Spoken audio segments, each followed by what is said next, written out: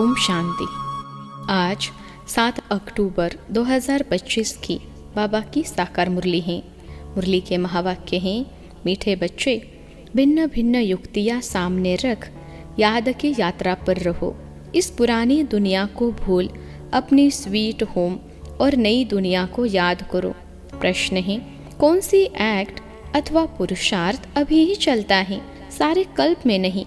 उत्तर है, याद की यात्रा में रहे आत्मा को पावन बनाने का पुरुषार्थ, सारी दुनिया को पतित से पावन बनाने की एक्ट सारे कल्प में सिर्फ इसी संगम समय पर चलती हैं। यह एक्ट हर कल्प रिपीट होती हैं। तुम बच्चे इस अनादि अविनाशी ड्रामा के वंडरफुल राज को समझते हो। ओम शांति। रूहानी बाप बेट रूहानी बच्चों को समझाते हैं, इसलिए रूहानी बच्चों को देही अभिमानी या रूहानी अवस्था में निश्चय बुद्धि होकर बैठना व सुनना है। बाप ने समझाया है, आत्मा ही सुनती है इन ऑर्गन्स के द्वारा। यह पक्का याद करते रहो। सदगति और दुर्गति का यह चक्र तो हर एक की बुद्धि में रहना ही चाहिए, जिसमें ज्ञान और भक्ति सब आ जाती हैं। चलते फिरते बुद्धि में यह रहे। ज्ञान और भक्ति, सुख और दुख, दिन और रात का खेल कैसे चलता है। हम 84 का पाठ बजाते हैं। बाप को याद है तो बच्चों को भी याद में रहने का पुरुषार्थ कराते हैं। इससे तुम्हारे विकर्म भी विनाश होते हैं और तुम राज्य भी पाते हो। जानते हो, यह पुरानी दुनिया तो अब खलास होनी है। जैसे कोई पुराना मकान होता है और नया बनाते हैं तो अंदर में निश्चय रहता है, अभी हम नए मकान में जाएंगे। फिर मकान बनने में कभी 2 वर्ष लग जाते हैं। जैसे नई दिल्ली में गवर्नमेंट हाउस आदि बनते हैं तो जरूर गवर्नमेंट कहेगी हम ट्रांसफर हो नई दिल्ली में जाएंगे। तुम बच्चे जानते हो, यह सारी बेहद की दुनिया पुरानी है, अब जाना है नई दुनिया में। बाबा युक्तियाँ बताते हैं, ऐसी ऐसी युक्तियों से बुद्धि को याद की यात्रा में लगाना है। हमको अब घर जाना है, इसलिए स्वीट होम को याद करना है, जिसके लिए मनुष्य माथा मारते हैं। यह भी मीठे मीठे बच्चों को समझाया है कि यह दुख धाम अब खत्म होना है। भल तुम यहाँ रहे पड़े हो, परंतु यह पुरानी दुनिया पसंद नहीं है। हमको फिर नई दुनिया में जाना है। भल चित्र आगे कोई भी न हो तो भी तुम समझते हो अब पुरानी दुनिया का अंत है, अब हम नई दुनिया में जाएंगे। भक्ति मार्ग के तो कितने ढेर चित्र हैं, उनकी भेंट में तुम्हारे तो बहुत थोड़े हैं। तुम्हारे यह ज्ञान मार्ग के चित्र हैं और वह सब है भक्ति मार्ग के चित्रों पर ही सारी भक्ति होती है। अब तुम्हारे तो है रियल चित्र, इसलिए तुम समझा सकते हो रॉन्ग क्या राइट क्या है। बाबा को कहा ही जाता है नॉलेजफुल। तुमको यह नॉलेज है, तुम जानते हो हमने सारे कल्प में कितने जन्म लिए हैं, यह चक्र कैसे फिरता है। तुमको निरंतर बाप की याद और इस नॉलेज में रहना है। बाप तुमको सारे रचना और रचना की नॉलेज देते हैं तो बाप की भी याद रहती है। बाबा ने समझाया है, मैं तुम्हारा बाप, टीचर, सदगुरु हूँ, तुम सिर्फ यह समझो। बाबा कहते हैं, तुम मुझे पतित पावन लिबरेटर गाइड कहते हो ना। कहाँ का गाइड? शांति धाम, मुक्ति धाम का। वहाँ तक बाप ले जाकर छोड़ेंगे। बच्चों को पढ़ाकर, सिखलाकर, गुल गुल बनाकर घर ले जाए छोड़ेंगे। बाप के सिवाय तो कोई ले जा नहीं सकते। भल कोई कितना भी तत्व ज्ञानी व ब्रह्म ज्ञानी हो, वह समझते हैं हम ब्रह्म में लीन हो जाएंगे। तुम्हारी बुद्धि में है कि शांति धाम तो हमारा घर है, वहाँ जाकर फिर नई दुनिया में हम पहले पहले आएंगे। वह सब बाद में आने वाले हैं। तुम जानते हो कैसे सब धर्म नंबरवार आते हैं। सतयुग त्रेता में किसका राज्य है, उनका धर्मशास्त्र क्या है। सूर्यवंशी चंद्रवंशी का तो एक ही शास्त्र है, परंतु वह गीता कोई रियल नहीं है, क्योंकि तुमको जो ज्ञान मिलता है वह तो यहाँ ही खत्म हो जाता है, वहाँ कोई शास्त्र नहीं। द्वापर से जो धर्म आते हैं उनके शास्त्र कायम हैं, चले आ रहे हैं। अब फिर एक धर्म की स्थापना होती है तो बाकी सब विनाश हो जाने हैं। कहते रहते हैं एक राज्य, एक धर्म, एक भाषा, एक मत हो। वह तो एक द्वारा ही स्थापन हो सकता है। तुम बच्चों की बुद्धि में सतयुग से लेकर कलयुग अंत तक सारा ज्ञान है। बाप कहते हैं अब पावन बनने के लिए पुरुषार्थ करो। आधा कल्प लगा है तुमको पतित बनने में, वास्तव में सारा कल्प ही कहें। यह याद की यात्रा तो तुम अभी ही सीखते हो, वहाँ यह है नहीं। देवताएं पतित से पावन होने का पुरुषार्थ नहीं करते, वह पहले राजयोग सीख यहाँ से पावन हो जाते हैं। उसको कहा जाता है सुखधाम। तुम जानते हो सारे कल्प में सिर्फ अब ही हम याद की यात्रा का पुरुषार्थ करते हैं। फिर यही पुरुषार्थ अथवा जो एक्ट चलती है पतित दुनिया में पावन बनाने लिए, फिर कल्प बाद रिपीट होगी। चक्र तो जरूर लगाएंगे ना। तुम्हारी बुद्धि में यह सब बातें हैं कि यह नाटक है। सभी आत्माएं पार्टधारी हैं जिनमें अविनाशी पाठ भरा हुआ है। जैसे वह ड्रामा चलता रहता है परंतु वह फिल्म घिस कर पुरानी हो जाती है। यह है अविनाशी, यह भी वंडर है। कितनी छोटी आत्मा में सारा पाठ भरा हुआ है। बाप तुम्हें कितनी गुह्य गुह्य महीन बातें समझाते हैं। अभी कोई भी सुनते हैं तो कहते हैं यह तो बड़ी वंडरफुल बातें समझाते हो। आत्मा क्या है वह अभी समझा है। शरीर को तो सब समझते हैं। डॉक्टर लोग तो मनुष्य के हार्ट को भी निकाल कर बाहर रखते फिर डाल देते हैं, परंतु आत्मा का किसको पता नहीं है। आत्मा पतित से पावन कैसे बनती है यह भी कोई नहीं जानते। पतित आत्मा, पावन आत्मा, महान आत्मा कहते हैं ना। सब पुकारते भी हैं कि हे पतित पावन आकर मुझे पावन बनाओ, परंतु आत्मा कैसे पावन बनेगी? उसके लिए चाहिए अविनाशी सर्जन। आत्मा पुकारती उसको है जो पुनर्जन्म रहित है। आत्मा को पवित्र बनाने की दवाई उनके पास ही है। जो तुम बच्चों के खुशी में रोमांच खड़े हो जाने चाहिए। भगवान पढ़ाते हैं, जरूर तुमको भगवान भगवती बनाएंगे। भक्ति मार्ग में इन लक्ष्मी नारायण को भगवान भगवती ही कहते हैं। तो यथा राजा रानी तथा प्रजा होगी ना। आप समान पवित्र भी बनाते हैं, ज्ञान सागर भी बनाते हैं, फिर अपने से शास्त्रीय विश्व का मालिक बनाते हैं। पवित्र अपवित्र का कंप्लीट पार्ट तुमको बजाना होता है। तुम जानते हो बाबा आया हुआ है फिर से आदि सनातन देवी देवता धर्म स्थापन करने, जिसके लिए ही कहते हैं यह धर्म प्राय लोप हो गया है। उनकी बड़ के झाड़ से ही भेंट की गई है। शाखाएं ढेर निकलती हैं, थूर है नहीं। यह भी कितने धर्मों की शाखाएं निकली हैं, फाउंडेशन देवता धर्म है नहीं, प्राय लोप है। बाप कहते हैं वह धर्म है, परंतु धर्म का नाम फिरा दिया है। पवित्र न होने के कारण अपने को देवता कह न सके। न हो तब तो बाप आकर रचना रचे ना। अभी तुम समझते हो हम पवित्र देवता थे, अभी पतित बने हैं। हर चीज ऐसे होती है। तुम बच्चों को यह भूलना नहीं चाहिए।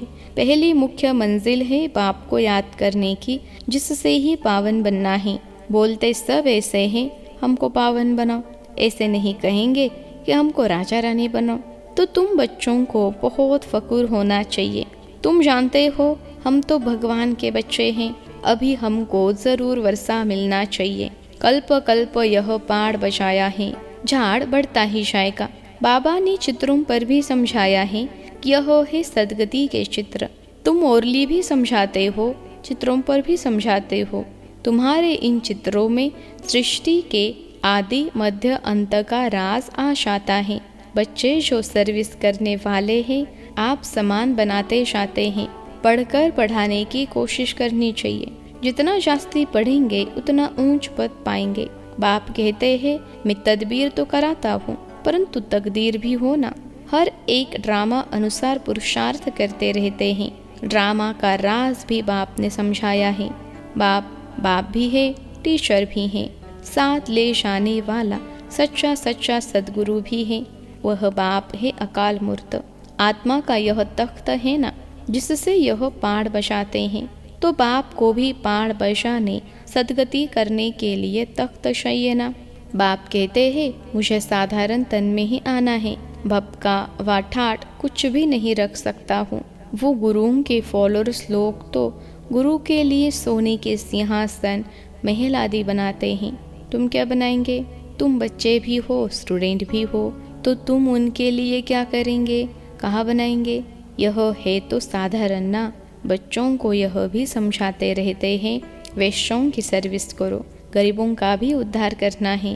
बच्चे कोशिश भी करते हैं, बनारस भी गए हैं, उन्हों को तुमने उठाया तो कहेंगे वाह, बीके की तो कमाल है। वैश्यों को भी यह ज्ञान देती हैं, उनको भी समझाना है, अभी तुम यह धंधा छोड़ शिवालय की मालिक बनो। यह नॉलेज सीख कर फिर सिखलाओ। वैश्याएं भी फिर औरों को सिखला सकती हैं।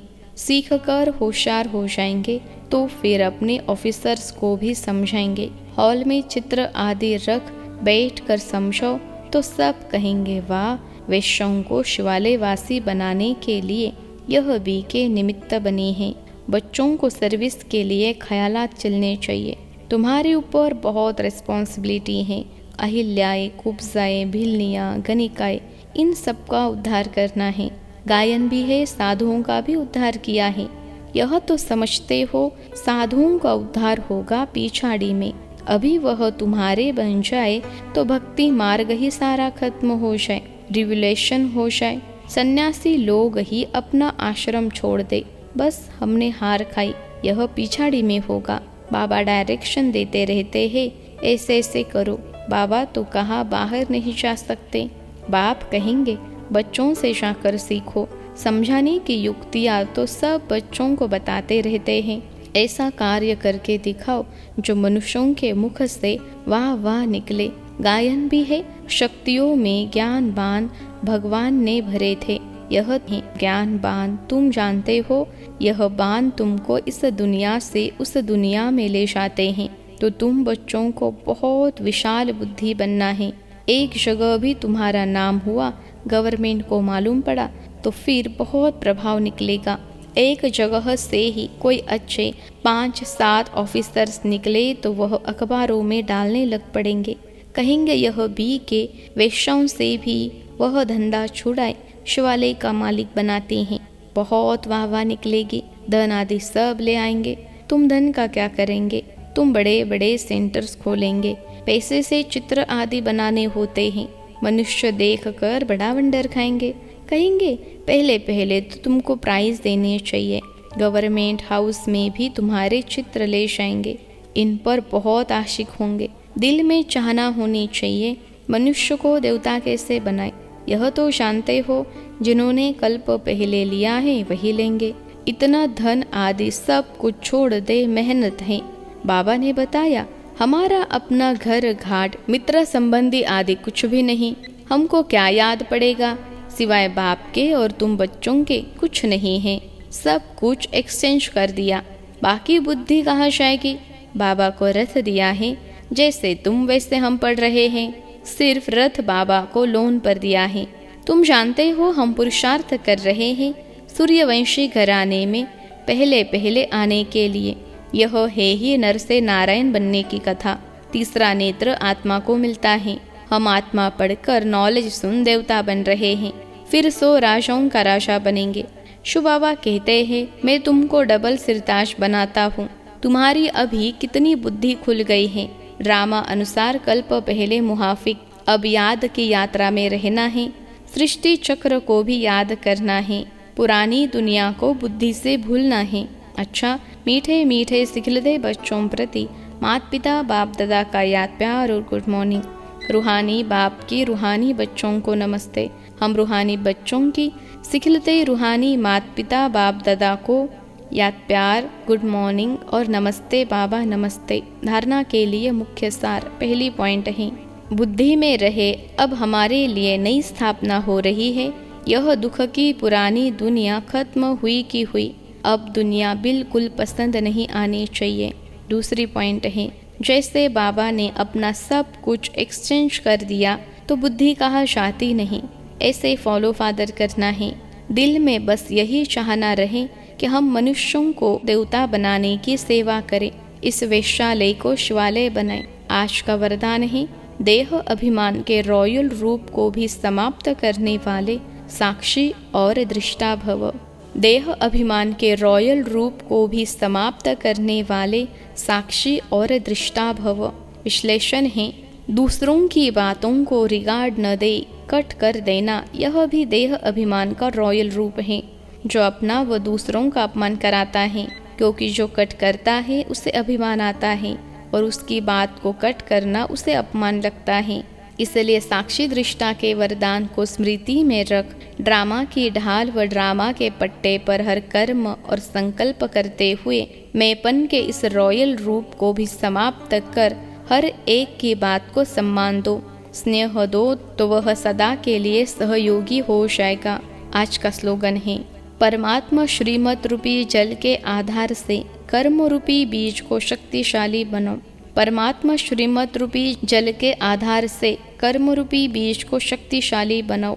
अव्यक्त इशारे स्वयं और सर्व के प्रति मनसा द्वारा योग की शक्तियों का प्रयोग करो। हर समय हर आत्मा के प्रति मनसा स्वतः शुभ भावना और शुभ कामना के शुद्ध वाइब्रेशन वाली स्वयं को और दूसरों को अनुभव हो। मन से हर समय सर्व आत्माओं प्रति दुआएं निकलती रहें। मनसा सदा इसी सेवा में बिजी रहे, जैसे वाचा की सेवा में बिजी रहने के अनुभवी हो गए हो। अगर सेवा नहीं मिलती तो अपने को खाली अनुभव करते हो।